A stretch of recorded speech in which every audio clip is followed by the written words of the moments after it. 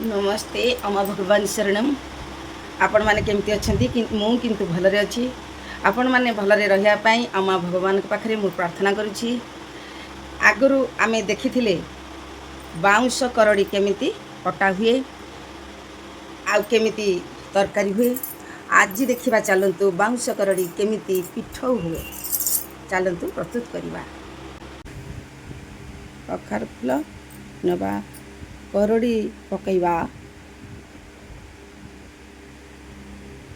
भजा लंका गुंड टिके पकईबा लुण स्वाद अनुजाई पकईबा काश्मीरी लंका गुंड टिके पकईदबा कलर पाई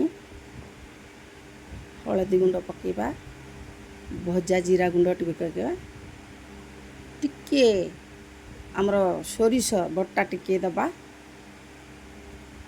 तापरे स्वाद बेसी होबा पाई जन्ही कोटल काटिक चुन चुन की पकईबा तापरे हमरो चाउल गुंड टिके पकईकी आमे चकुटिबा। करड़ीटा अधिक स्वाद हेबा पाई कखार फूल टिके पड़िला जन्ही कोटल पड़िला ताकु चकटा चकटी भल की करदबा।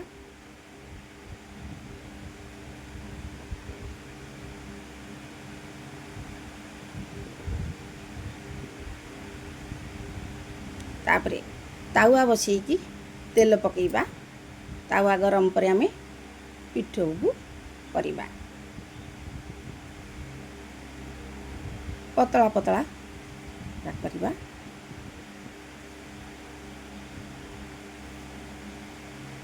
तापरे आमे लेउटेई दबा